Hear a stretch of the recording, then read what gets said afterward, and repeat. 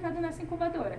De forma bem tranquila, a gente não precisa ficar coletando nada. Para nessa incubadorinha e como a incubadora tem aquela telinha que sai água, mas fica o ovo, né? Fica ali presinho. Daí fica presinho ali. Então a gente devia até ter uma foto aqui da incubadora para mostrar para vocês. Daqui é a larva. Olha essa larva, gente. Isso aqui, ó, a gotinha de óleo no qual ela se alimenta aqui, né? Aqui tem o vitelo e tal. E aqui, ó, sem olho.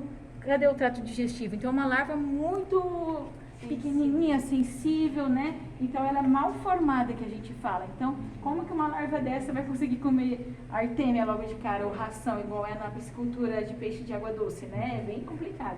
Então aqui, ó, com 2 dias, ela vai consumir esse vitelo, ela vai abrir a boca, daí ela vai começar a pigmentar o olho, então ela vai conseguir predar daí o rotífero nos primeiros dias, né? Então, no segundo dia que ela vai conseguir consumir, né, um alimento externo. E aqui uma larvinha, ó, o trato, aqui, ó, já tá com a boca aberta, o olho bem formado, aqui ela já tá com 11 dias, já tá pegando o náuplio de artêmia. A barriga dela, pra vocês verem, tá bem laranjadinha de pegar o náuplio da artêmia, que é a laranjinha, né? Então, com a partir dos 10, 11 dias que elas começam, então, no náuplio. Então, até é então, aquele dia ali que é o gargalo, né? Aquele primeiro dia da...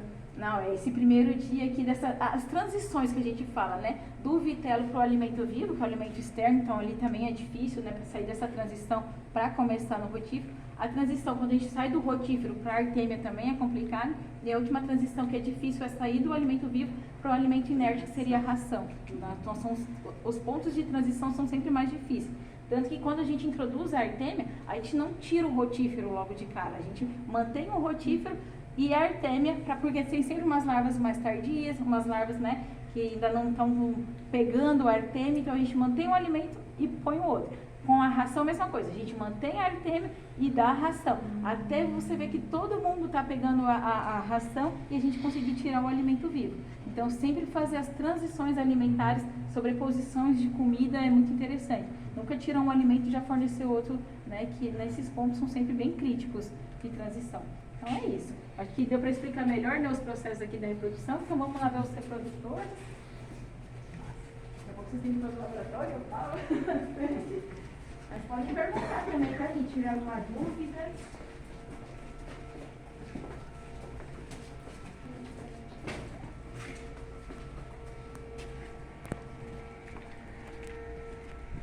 É a estrutura externa do Lapimar. Reprodução de tainha no inverno e sardinha no verão. Os tanques ainda são tanques muito bons. Esses tanques têm mais de 15 anos aqui no laboratório, a gente usa eles até hoje. São tanques, o Vinitank, né, que é aqueles tanques de lona. Então, os tanques estão ótimos. O problema é a estrutura, né? Enchia toda ela pelada, conseguiu manter os animais. Agora, sem essa estrutura, o que a gente tem? Um ataque assim, ó, de garça, de socorro. Então é bem complicado. A gente tem que ficar pelando os tanques, né? E até conseguir verba para reformar isso e melhorar. Mas, vamos ver aqui os reprodutores. Tanque de reprodutores de tainha aqui. O pessoal acabou de jogar a ração. Ó, essas aqui são as reprodutoras. Olha o tamanho. Conhecer fêmea e macho assim? Não conseguimos. Tem que pegar o peixe fêmea lá. Reprodutores de mugil lisa, a tainha. Olha que lindos, né? Aqui a gente tem F1 e F2 nesses tanques. Tá.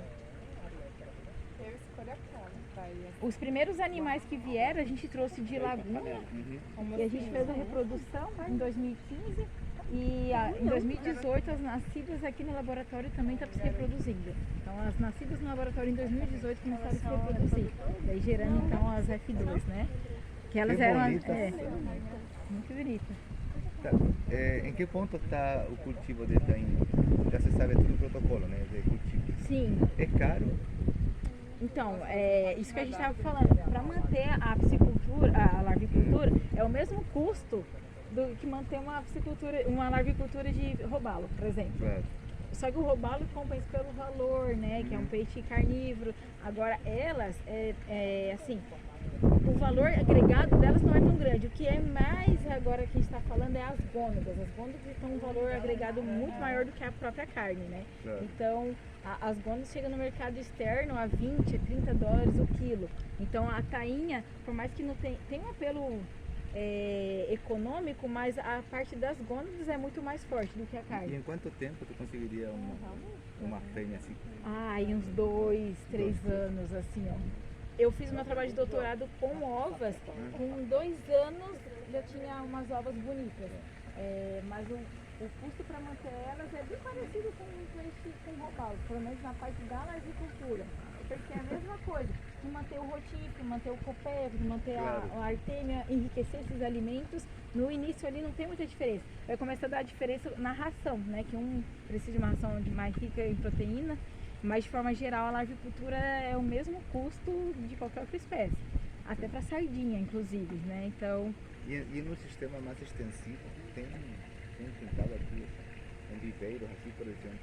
Então, a gente tinha uns viveiros ali do outro lado, em campo de rede, só que ali o oxigênio cai muito, sabe? Então precisa de gerador de pá para manter. Então a gente tem no verão muita mortalidade. Naqueles booms daquelas macroalgas, sabe? Consome muito oxigênio lá. Então a gente sempre perdia sardinha lá. Então a gente tenta não manter, tenta manter mais aqui nesses tanques, nesse concreto. Daria. Também tem que reformar os tanques secos, a plataforma que foi lá tá toda quebrada, sabe? Mas a gente já teve animais de tanque mesmo lá. Então, mas de forma geral, a tainha a gente está investindo bastante nela, mais pela questão das modas. Uma aqui que Santa Catarina também tem esse apelo cultural, né? Que é todo mundo, né? Já nasceu, já foi na praia e já ajudou a puxar uma raça de tainha. Então tem esse apelo aqui em Santa Catarina com a tainha. Então quando vem os políticos aqui, eles acham muito interessante até de fazer repovoamento. Então a gente está com uns projetos bem interessantes de produzir tainha em laboratório para repovoar no mar. Para repovoar, sim. Então... Hoje para falar com pescadores depois.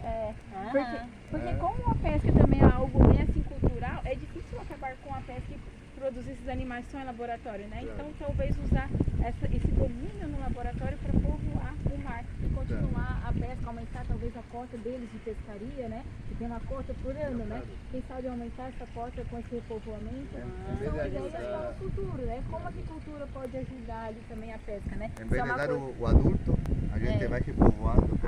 A ideia é só viver da agricultura, mas a gente sabe que também tem a questão cultural da pesca, sabe que também a agricultura não consegue ainda, né, suprir tudo a demanda da pesca, então quem sabe auxiliar, né, liberando formas jovens no mar, né? Qual salinidade tem de aqui? sobrevivência dela? Da tainha? Na larvicultura, que nem eu falei pra vocês ali dentro, é de 10 a 15%. Mas assim, pensa que uma fêmea... Não, eu pensei que era só da sardinha que dava esses 10 ou 15%. Não, a sardinha a gente consegue uma vez até uns 60, Sim. assim, né? Mas Geralmente, mas peixe você marinho são macios. mas você pensa que assim, uma fêmea tem 1 milhão de ovócitos, né? Então 10% disso já é algo interessante. E a gente está falando de uma fêmea. Se a gente conseguir induzir uma segunda, uma terceira, então a gente acaba tendo um volume grande. Inclusive nosso técnico está lá no Nordeste e tem um interesse muito grande na tainha lá, porque eles produzem junto com o camarão.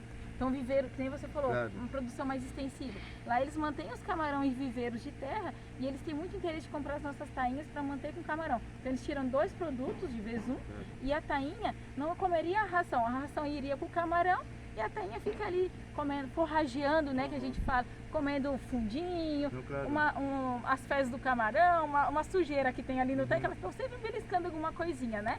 Então tiraria 2 produtos num só. Sem falar no alimento vivo que tem no viveiro, né, de terra desse no ambiente natural. E ajuda na qualidade de água pro camarão. Exatamente. Daí tirando 2 produtos. E detalhe, não vai comer o camarão, né? Porque se produzir, sei lá, um robalo, o camarão vai comer, né?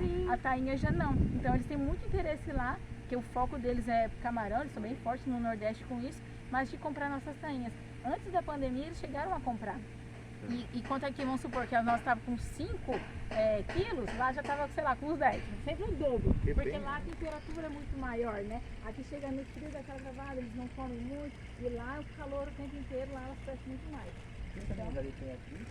A salinidade é 35, 35 que mesmo? aqui é direto do mar entrando, né? Pode ver que a gente tinha até uns streamers para tratar, né? Fazer sistema de circulação.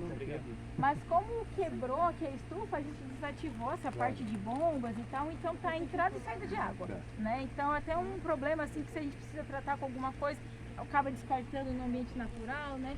Só que essa lagoa aqui, ela não é conectada com a Lagoa da Conceição. Então ela vira meio que uma lagoa de deposição mesmo, Tá. sabe? Então tudo que descarte dos nossos tanques vai parar nessa lagoa. Claro, não, o ideal seria melhor uma recirculação, mas com o sistema do jeito que tá, não tem como fazer recirculação. É. Daí só para mostrar para vocês. Pode mostrar aqui, só pode, Gabriel?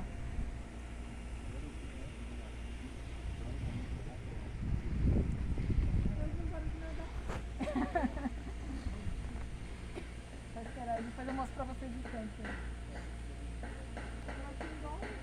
Daí, ó, na época da reprodução a gente vai drenar esse tanque, deixar mais baixinho, a gente vai entrar, vai selecionar uns animais. Antes a gente tinha cada fêmea e cada macho com um tag. O tag, pode ser chip, mas chip é mais caro, a gente usava aquele speed tag externo. As fêmeas usavam rosa e os machos eram verde. Só que elas, por estar no ambiente natural, elas têm muita monogênia. Isso é até legal de falar que virou um trabalho de doutorado. Tá vendo que alguma delas tem umas manchinhas no dorso branca? Isso é monogênia, que é um parasita externo. Então a gente tem que tratar com água doce, sai na água doce. Só que às vezes fica retornando. Se você faz um raspado ali, tem umas monogênias, né? Então, quando elas estavam com essas monogênias, dá aquela coceira. Então elas ficavam se coçando e acabavam liberando o tag, sabe? Sempre perdia. Então acabou perdendo todos os tags delas. Então, para saber quem que é fêmea e quem que é macho, sem característica externa, é só canulando ou fazendo uma massagem abdominal, para saber quem que é quem.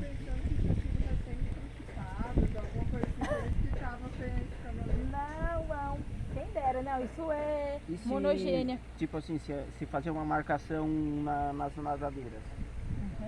Então, Tipo, na fêmea, cortar a parte de cima e isso seria interessante, é verdade. A gente tinha os tags na nadadeira. Sim. E eu não sei como que elas se livraram disso, sabe? Não sei se raspando uma na outra ou por conta desse parasita que gostava, elas perderam. Mas eram todas marcadinhas, eram até lindas, rosinhas e verdinhas. Mas esse daí de cortar seria interessante Sim, mesmo, né? tipo, as fêmeas podem cortar a nadadeira traseira, lateral, a parte de cima e o macho a parte de baixo. É verdade. Ou o macho deixa inteiro, ou a fêmea deixa inteira. Verdade, facilitaria mesmo o manejo. Para fazer questão de rolamento genético, né? Aham. Para fazer toda É verdade. Os nossos reprodutores de roubar, eles eram todos chipados. Aquele chip que você precisava de um leitor.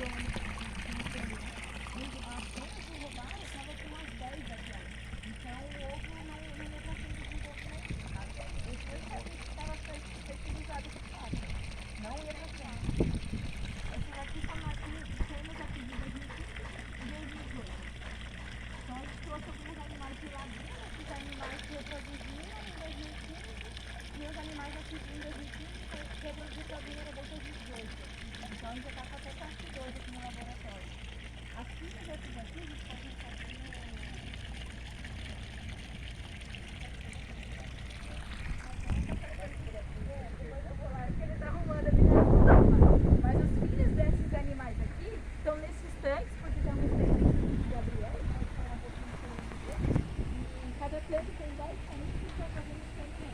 Então, olha que legal, mas nossos dois.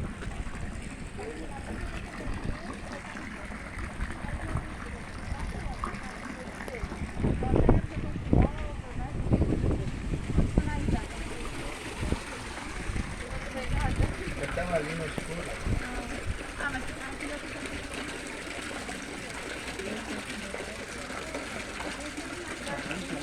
Ou se assustaram um monte.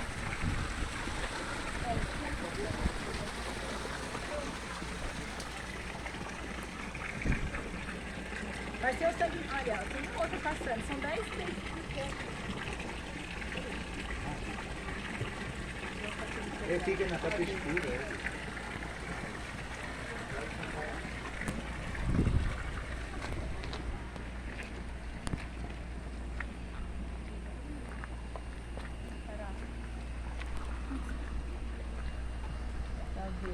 Bom, então resumindo, comecei o experimento faz o que, umas 2 semanas, né, Vanessa? Isso, é. Tem 7 tanques povoados com 10 animais em cada tanque. E a ideia suplementar com resíduo de macroalga. Então a gente pegou a macroalga Capaficus alvarezi, a gente moeu ela, triturou em um liquidificador industrial mesmo, e depois prensou numa prensa para tirar todo o extrato líquido e sobrou o extrato sólido. Então nesse primeiro experimento a gente está fornecendo a ração comercial, que já utilizada no laboratório, e suplementando com essa macroalga, com esse resíduo de macroalga. A ração é de peixe onívoro, né? Aqui Quanto de proteína tem mais ou menos? essa tem 42%. E aí a gente suplementando com esse resíduo de macroalga. E a ideia é ver se afeta o desempenho, se vai afetar as pregas e microvelocidades intestinais, então a saúde intestinal no geral, microbiota. E a gente vai tentar fazer a parte imunológico também. E em um segundo momento, talvez com os juvenis, que a gente vai fazer a live de cultura agora, incluir a macroalga numa ração. Então formular uma ração com a macroalga. Qual é a composição da macroalga em proteína, ácido graxo? É balanceada? Não, ela é... Primeiro que ela tem bastante água, então ela não é tão... Agora eu não me lembro de cabeça. Eu posso até ver. Ela está sendo... Porque pensar que realmente isso vai ser um complemento na parte de proteína ou ácido graxo? Hoje a comercialização... alimento mais natural? Hoje a comercialização, pelo que eu sei, ela é prensada, né? Ela 99% é água. Ela é prensada e sai aquele sumo preto.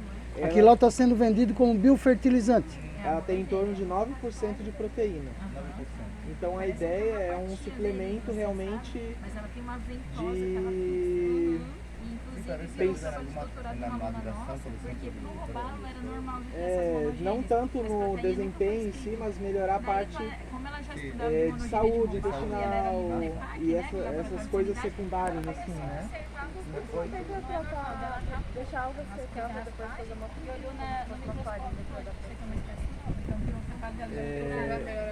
O problema, Isa, é que tu vai secar aquilo ali de 100 kg de macroalga, tu vai ter 1 kg de farinha. Então, O rendimento é muito pequeno, né? banho de água doce libera exato. Sim, então essa é a ideia da suplementação com resíduo. É primeiro extrair o extrato para vender para a indústria e esse resíduo sobra. Então é uma sobra que eles vai para o lixo e vai fora. Então é ver se der algum resultado, às vezes um produtor que produz o animal e produz a macroalga, utilizar como um suplemento.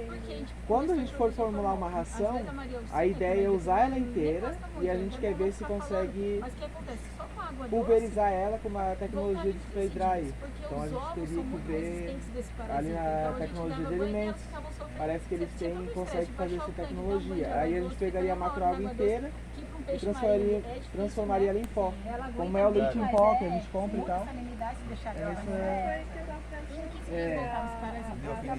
Liofilizar, é mais ou menos nesse sentido.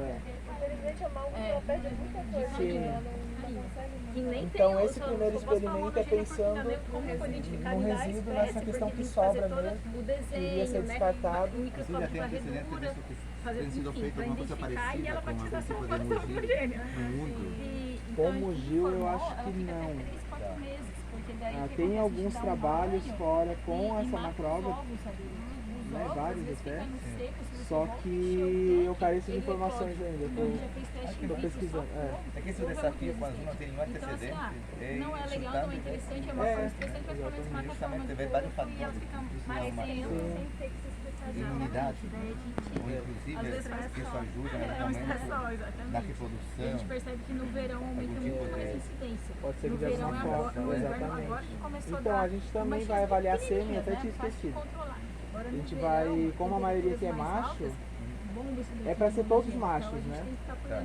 E aí o Caio, que é o nosso técnico aqui, ele trabalha bastante com sêmen, então a ideia é avaliar também a qualidade desse sêmen posterior no experimento.